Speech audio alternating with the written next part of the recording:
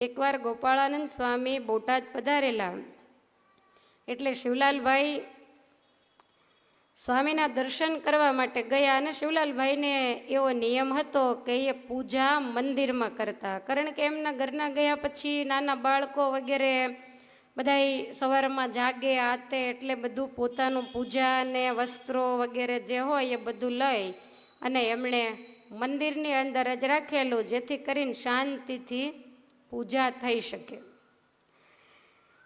ગોપાળાનંદ સ્વામી પૂજા કરી અને ઠાકોરજીના દર્શન કરે છે ને એ વખતે શિવલાલભાઈ પૂજા કરતા હતા. એટલે શિવલાલભાઈ પણ પૂજા સંકેલી અને સ્વામી આસને ગયા એટલે શિવલાલભાઈ સ્વામીને આસને જઈ અને દંડવટ કર્યા. એટલે સ્વામી કહે છે કે શિવલાલ, હમણાં તમે બેઠા બેઠા આસન પાથરીને શું કરતા હતા? ત્યારે શિવલાલભાઈ કે સ્વામી, હું મહારાજની પૂજા કરતો હતો. ગુણાતીતાનંદ સ્વામી કહે છે કે શેઠ, તમે પૂજા કરતા હતા તો મેં ક્યાંય તમારી પૂજામાં ભગવાન તો જોયા નહીં, તમે પૂજા કેવી રીતે કરો? ત્યારે શિવલાલભાઈ કહે છે કે સ્વામી, આસનની પાથરી એના ઉપર ઠાકોરજીની મૂર્તિ પધરાવું, તિલક ચાંદલો વગેરે વિધિ કરું, શિક્ષાપત્રી વાંચું અને પછી બેઠો બેઠો માળા ફેરવું. ત્યારે ગોપાળાનંદ સ્વામી કહે છે કે તમે પૂજામાં ભગવાનનું આવાહન કે વિસર્જન એવું કાંઈ નથી કરતા? શિવલાલભાઈ કહે સ્વામી, મને એ મંત્રો બોલતા આવડતા નથી. એટલે સ્વામી કહે છે કે શેઠ, જ્યાં સુધી આવાહન ન થાય ત્યાં સુધી ઠાકોરજી પૂજામાં આવતા જ નથી અને એ પૂજાનો કોઈ મતલબ નથી. આપણે કેમ થાય છે?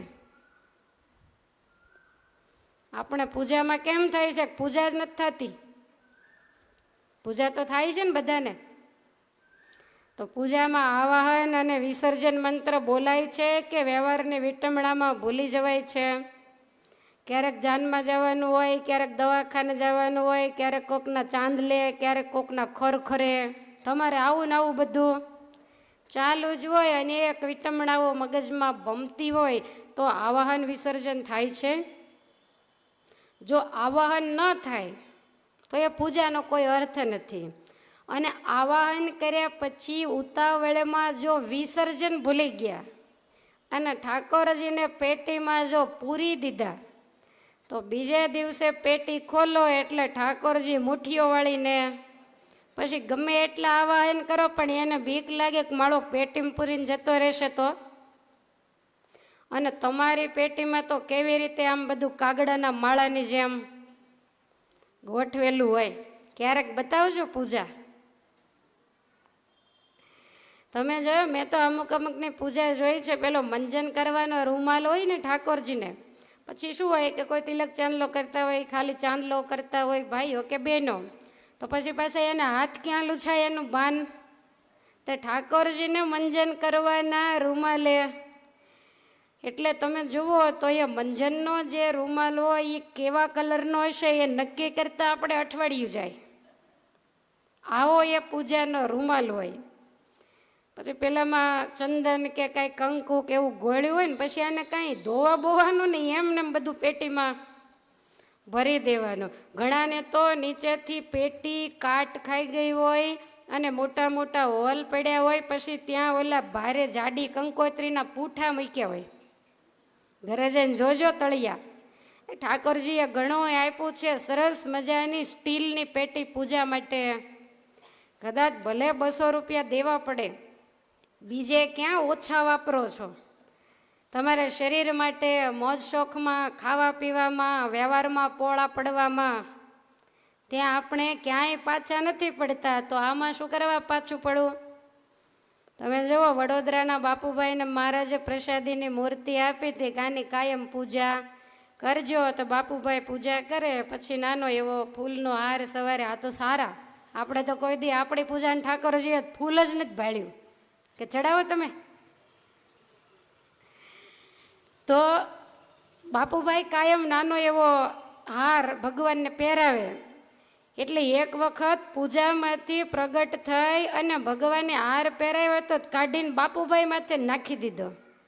બાપુભાઈ હાથ જોડીને કહે છે કે મહારાજ, મારી ક્યાંય ભૂલ થાય છે ભગવાન મૂર્તિમાંથી બોલ્યા, મોટી ભૂલ થાય છે, તું 12 મહિનાના 50,000નો પગારદાર છો. 200 વર્ષ પહેલા મહિને 5,000 પગાર, એટલે અત્યારનો 5 લાખ પણ ઓછો પડે.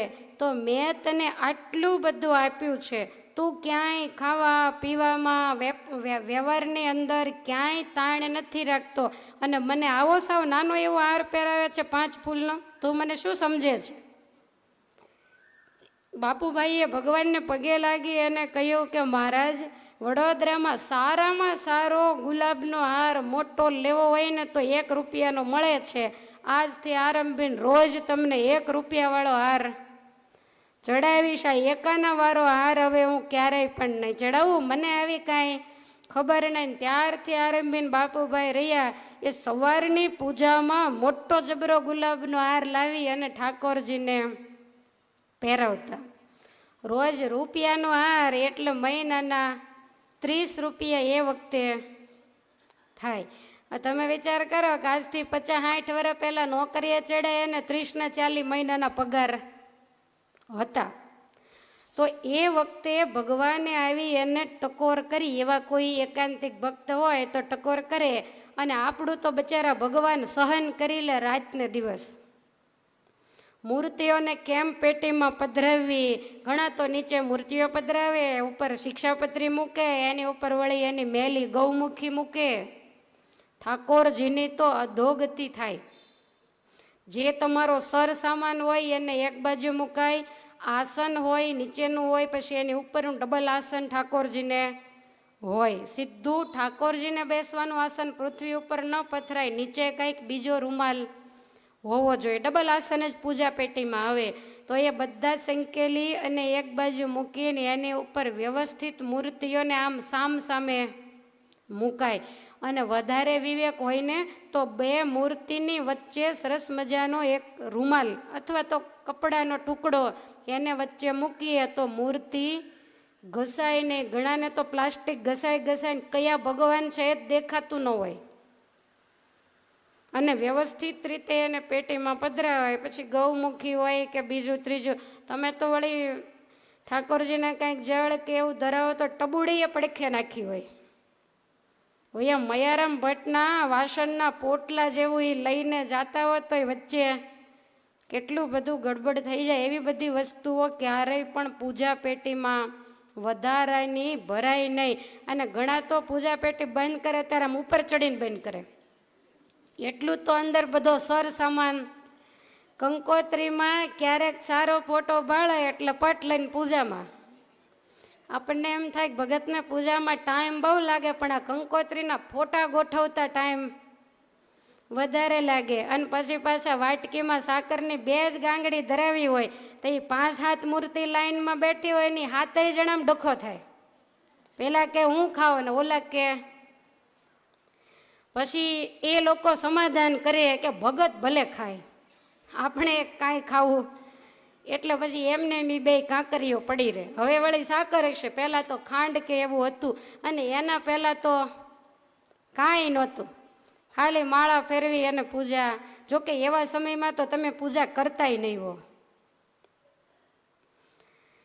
શિવલાલભાઈને ગોપાળાનંદ સ્વામીએ ટકોર કરી છે કે આવાહન કરો ત્યારે જ ભગવાન પૂજામાં આવે.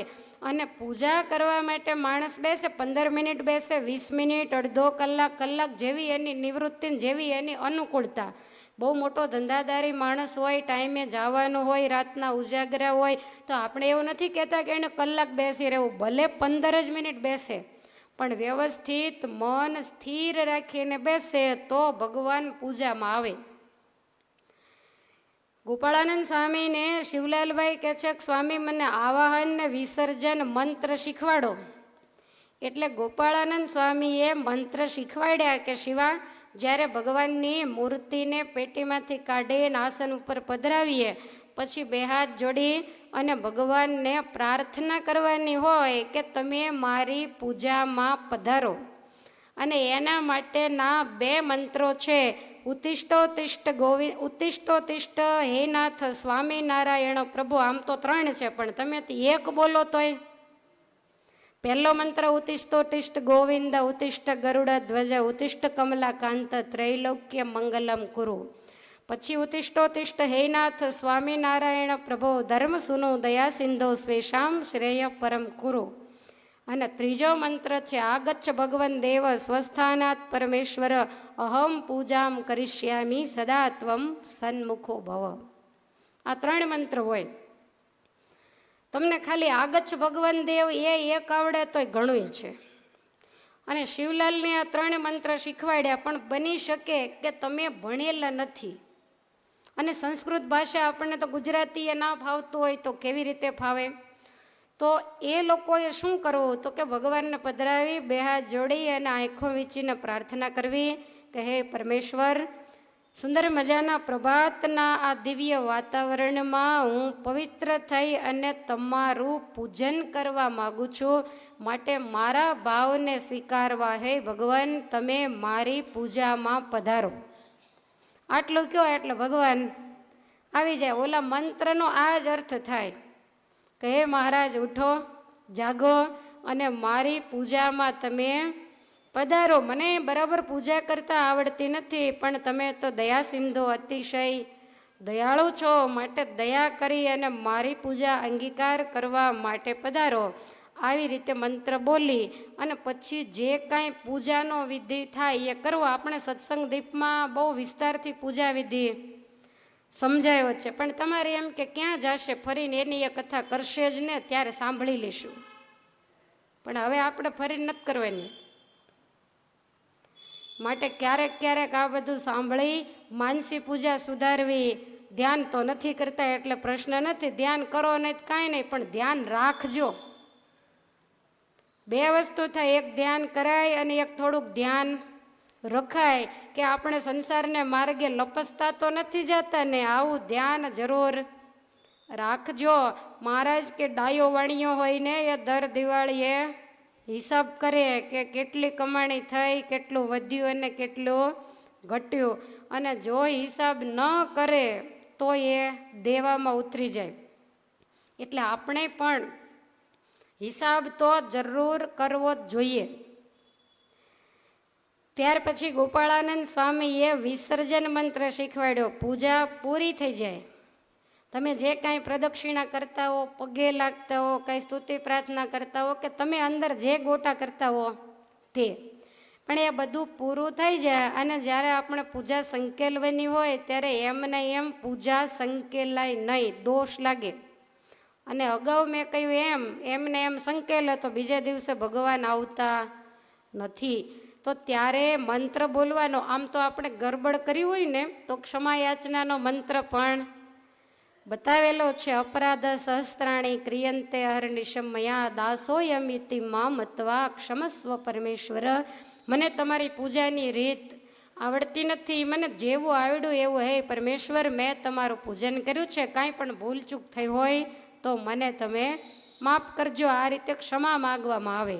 એમને બોલી જઈએ તો પણ ચાલે, એમાં કાંઈ સંસ્કૃતની ગાવાની એવી કાંઈ જરૂર નહીં. ભણેલા હોય તો કરવું. થોડાક દિવસ આ મંત્ર લખીને તમે પેટીમાં રાખો ને જોઈને બોલો એટલે પછી મોઢે થઈ જાય. ક્ષમા યાચના માગી અને પછી વિસર્જન મંત્ર બોલવો. સ્વસ્થાનમ ગચ્છ દેવેશ પૂજામાદાય મામ કેમ ઇષ્ટકામમ પ્રસિદ્ધ્યર્થ પુનરાગમનાય ચ. હે પરમેશ્વર, પૂજાનો વિધિ મારો પૂર્ણ થયો છે, હવે તમે સ્વસ્થાને પધારો. સ્વસ્થાન એટલે કયું? આપણું હૃદય. એને મંદિરે મોકલી દેવા નહીં, પાછી ઉપાધિ આવે ત્યારે ત્યાં છેક તેડવા જવું પડે. દ્રૌપદીના જેવી ઉપાધિ આવી પડે. દોડજે દ્વારકાવાળા. ભગવાન દ્વારકાથી દોડ્યા, હસ્તિનાપુર આવ્યા ત્યાં તો એણે 999 સાડીઓ ખેંચી પણ લીધી.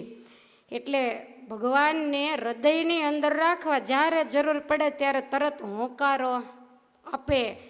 તો ભગવાનને એવું કહેવું કે મારા હૃદય મંદિરની અંદર પધારો, અને પ્રભુ ફરીવાર જ્યારે હું પૂજા કરવા બેસું ત્યારે તમે પાછા મારી પૂજામાં પધારજો. આવી રીતે આ મંત્રો બોલવાના હોય. શિવલાલભાઈને ભૂલ થતી હતી, એણે સુધારી લીધી. તમારે થતી હોય તો સુધારી લેજો. મંત્ર ન હોય તો મને કહેજો. જ્ઞાનમાળા, બીજા શિક્ષાપત્રી દરેક જગ્યાએ પૂજા વિધિ લખી હોય એની અંદર આ મંત્રો લખાવ્યા હોય અને આપણે પાઠશાળામાં પણ શીખવાડ્યા પણ છે અને લખાવ્યા પણ છે. એટલે સવારમાં આપણે અડધો કલાક બગાડતા હોઈએ તો કાંઈક વિધિપૂર્વક તો પૂજા કરીએ કે જેથી ભગવાન સુધી આપણી પૂજા પહોંચી જાય. ઘરે જઈ સવારમાં પૂજાની પેટી ખોલો ત્યારે અંદર જે કંઈ કચરો અને મેલું ગેલું એવું કંઈ હોય તો બધું, અને જો 11 આવે છે ચાતુર્માસ, પૂજાની પેટીઓ પતરાની જેવી તેવી હોય તો કાઢી અને કંસારાની દુકાને પોગી જાજો. 200 રૂપિયા ન હોય તો મહિલા મંદિરેથી લેતા જજો. અને સરસ મજાની માપની સ્ટીલની પેટી લેવી કે એમાં સુખેથી ભગવાનની મૂર્તિને આપણે રાખી શકીએ, દબાવી અને ગિરદાગિર્દી ન કરવું પડે. અને સત્સંગીની પૂજાનો એવો નિયમ હોય, આપણે પહેલેથી પરંપરા બાંધેલી છે કે પૂજામાં એક સભાની મૂર્તિ હોય, શ્રીજી મહારાજ શણગાર કરીને બેઠા હોય, એક ચક્ષુની મૂર્તિ હોય પૂજામાં આવે જ છે, અને એક મહારાજ મસ્તક ખુલ્લું રાખી અને થાળ જમવા બેઠા હોય એવી જમતી મૂર્તિ હોય. અને આપણે કાયમ જેનું ધ્યાન અને ઉપાસના કરતા હોઈએ એ એક ઉપાસ્ય સ્વરૂપ હોય. એટલે આપણી પૂજામાં એક બોટાદવાસી હરિકૃષ્ણ મહારાજ હોય છે ને બધાને. અને સંપ્રદાયની પરંપરા પ્રમાણે આપણે ચરણારવિંદ પૂજવાનો ધારો છે, એટલે એક ચરણારવિંદ હોય. શિક્ષાપત્રી શ્રીજી મહારાજનું અપર સ્વરૂપ છે, એટલે પૂજામાં શિક્ષાપત્રી પણ હોવી જોઈએ. વાંચતા ન આવડે એ પગે લાગે પૂજા કરે, અને વાંચતા આવડે એ શિક્ષાપત્રીના મંત્રોનો રોજ પાઠ શક્તિ પ્રમાણે કરે. આટલું આપણી પૂજામાં હોય. પછી તો ઠાકોરજીની આરતી કરતા હોય તો ભલે, નૈવેદ્ય ધરાવતા હોય, ઘણા ન કરતા હોય, પણ નિવૃત્તિ હોય તો આ જરૂર કરવું. ભગવાનને જળ પ્રસાદ, ઠાકોરજીની આરતી, એ બધાય પાછા વાસણો એને રોજે રોજ સાફ કરી અને સાંજે બધું પાછું તૈયાર કરી દેવું. સવારમાં બધો ખડખડાટ કરીને બધા એને જગાડીને દેકારો ન કરવો. સાંજે વાટ વગેરે મૂકી, સાકર ભરી પેટી ઉપર બધું મૂકીને તૈયાર રાખે એટલે સવારે સીધી પૂજા કરવાની રહે. એટલે આ રીતે ધીમે ધીમે વધારતું જવું. જુઓ, પરમ દિવસે ચાતુર્માસ ચાલુ થાય છે. દરેક શાસ્ત્રોમાં, ખાલી સ્વામિનારાયણ સંપ્રદાયને એમ નહીં, બધામાં લખ્યું છે કે ચાતુર્માસની અંદર ભગવાનના ચરણારવિંદમાં કોઈ તુલસીનું પાન ચડાવે તો ભગવાન કહે છે કે હું સોનાનું પત્ર ચડાવ્યું હોય એવો એના ઉપર રાજી થાઉં છું. તુલસી તો ઘેર ઘેર બધે થતા હોય. તો આ ચાતુર્માસ આવે ત્યારે 4 મહિના ચા થાય તો 4 મહિના, શ્રાવણ મહિનો થાય, 1 મહિનો થાય તો ભગવાનના ચરણમાં 125 તુલસી પત્ર ચડાવવા. જનમંગલ જો આવડતા હોય તો 108 નામ બોલી અને તુલસી પત્ર ચડાવવા. આ વિશેષ નિયમ પણ લીધો કહેવાય.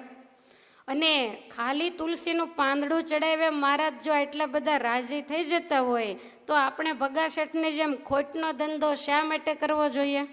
તુલસી ચડાવતા કેટલીક વાર લાગે? ગૃહસ્થએ તો પોતાના મંદિરમાં જે પ્રતિષ્ઠિત સ્વરૂપ બિરાજતું હોય, મંદિરિયાની અંદર તમે જે મૂર્તિ પધરાવી હોય એને પણ રોજ 5-15 તુલસીના પાન ઉતારી અને ચરણમાં ચડાવવા જોઈએ. અને સવારમાં જે નાસ્તો કરવા બેસે ને પહેલું 1-1 તુલસીનું પાન લે. આવું તો સવારના પરમાં કોઈને યાદ સુદ્ધા નથી આવતું. માટે આવું કંઈક કરીએ અને નિવૃત્તિવાળાએ પૂજા વ્યવસ્થિત કરવી. નિવૃત્તિવાળાની પૂજા કલાક જેવી ચાલવી જોઈએ. લોકો એવું કહેતા હોય કે ઉંમર થાય એટલે ઊંઘ ઓછી થઈ જાય, તો ઓછી થઈ જાય એટલે 4 વાગે જાગી જવું, 4:30 થાય ત્યાં તૈયાર થઈ જઈએ, 4:30 થી 5:30 પૂજા ફરજિયાત. પછી 5:30 નીકળો તોય મંગળા આરતી તમારે આરામથી થઈ જાય. પણ આ તો બને તો ભાખરીનો લોટય તૈયાર કરતા આવે, કારણ કે પાછળનો સમાજ 8 વાગ્યા વાળો હોય. એટલે વહેલા ઉઠી અને નિવૃત્તિવાળાએ પૂજામાં વધારે સમય આપવો.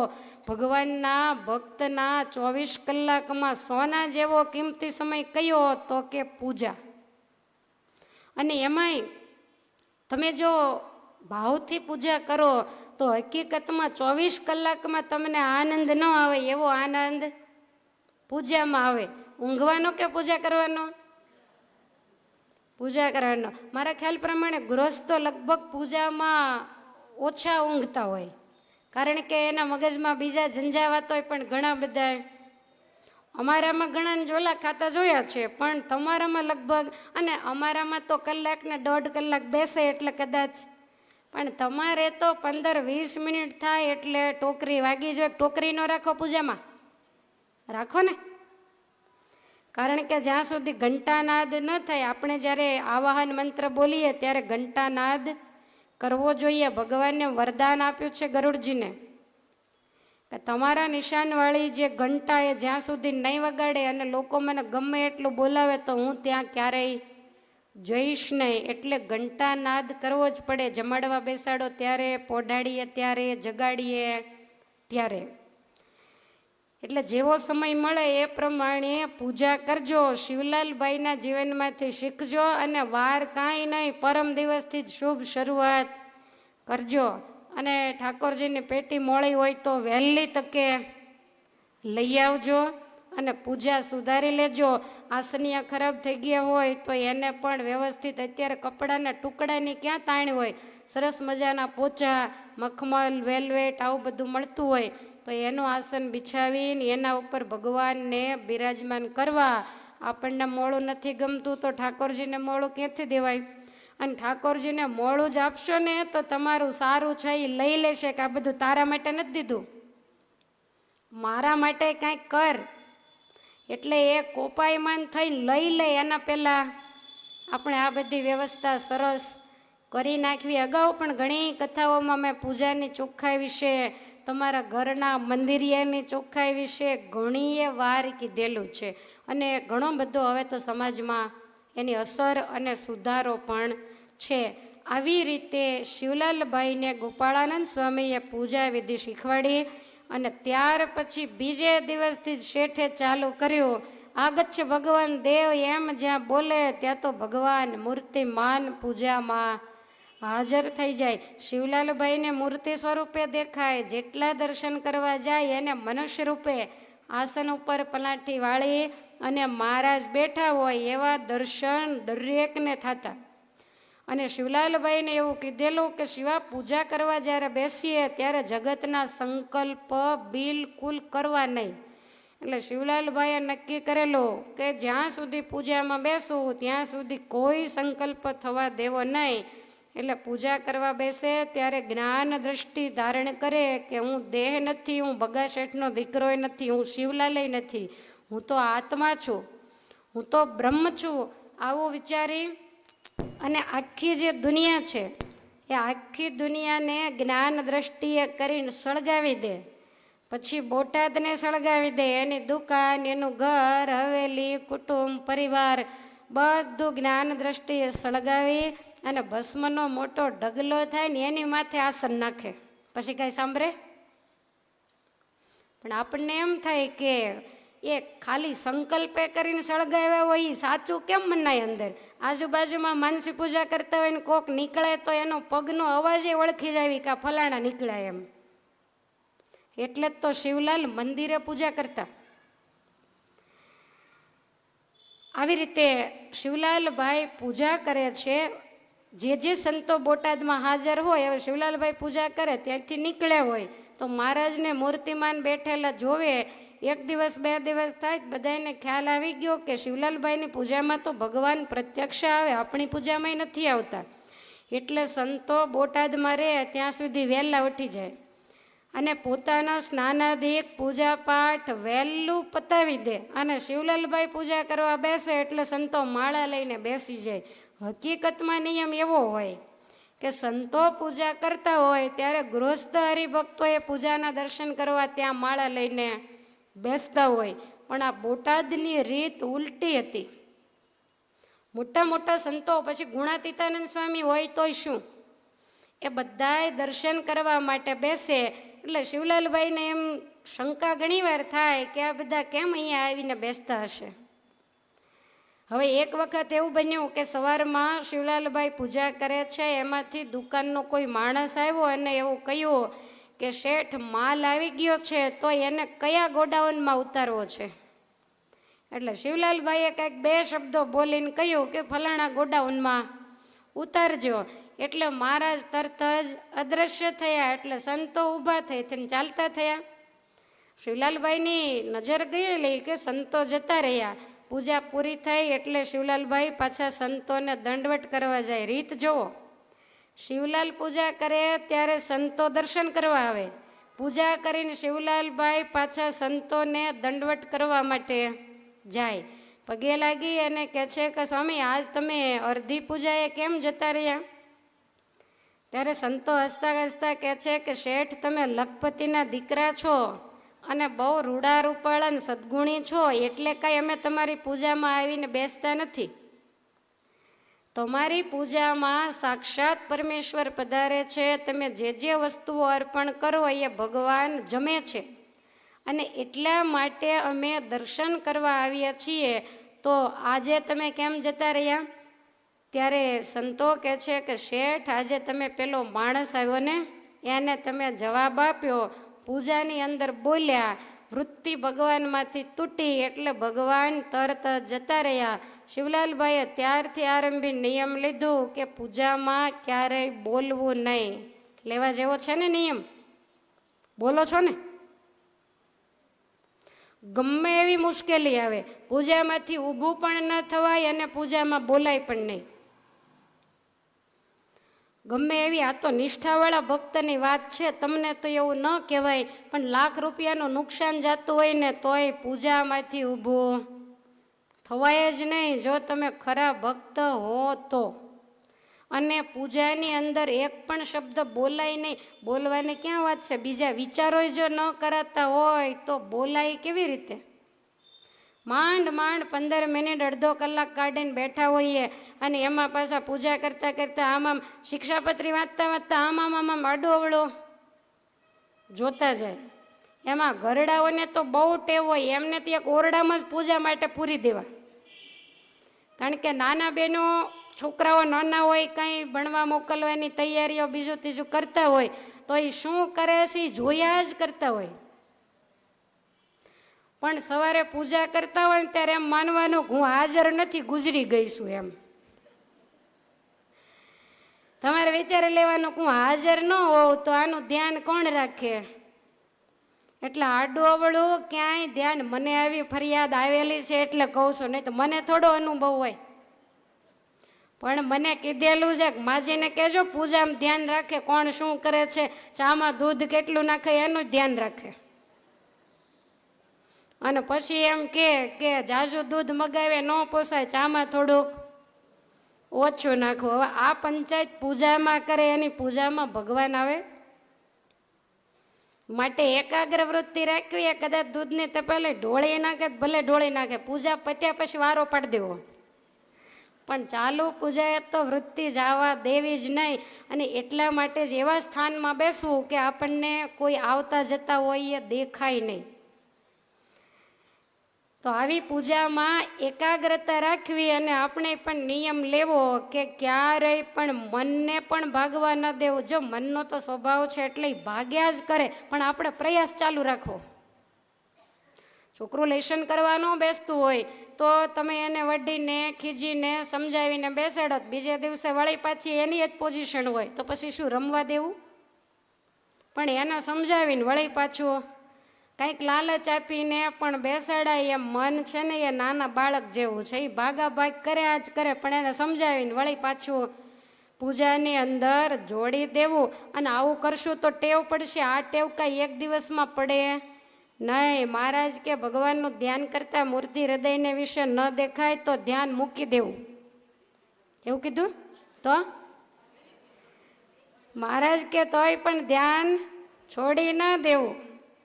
અને ગમે એટલી મુશ્કેલી પડે, ગમે એટલો ટાઈમ જાય, ગમે એવી મહેનત પડે, પણ પાછા ન પડવું. તો એની ભક્તિએ કરીને ભગવાન એને વશ થઈ જાય છે. પણ છોડી દઈએ, તમને પગ દુખવા આવ્યો ને મટ્યો નહીં, તમે વિચાર્યું કે મંદિર વાળીશું, 2 દી વાળીને જોઈ લે કે મટ્યો. તો એમ 2 દિવસે મટે ન મટે તો સાવણી ફેંકીને જતા રહે. તો આવી રીતે તો દવાથી એ નથી મટતો, પણ એમાં શ્રદ્ધા અને ધીરજ હોવી જોઈએ. ભગવાનના ભક્તનો ઓક્સિજન કયો આધ્યાત્મિક માર્ગે? તો શ્રદ્ધા અને વિશ્વાસ. આ ઓક્સિજન છે. એને આધારે કેટલાય ભક્તોએ જિંદગીઓ પૂરી કરી નાખી છે. માટે પૂરો વિશ્વાસ રાખવો. અને બોલતા હો, ફોનની રીંગો વાગતી હોય તો ફોન ઓફ કરી દેવો. સવારમાં આવી કોઈ પંચાયતો, કારણ કે ફોનની રીંગ છોકરાની વાગે ને આસનિયા ઉપર ઊંચા નીચા તમે માંડો થાવા. માયા જ એવી છે કે મન તરત જ ભાગે. એક તો એને ગમતું ન હોય, તમે એને પરાયણે જોડ્યું હોય અને એને દોડવું જ હોય ને એમાં ઢાળ મળે એટલે મન ભાગી જાય. માટે આ બધું શીખવા જેવું છે.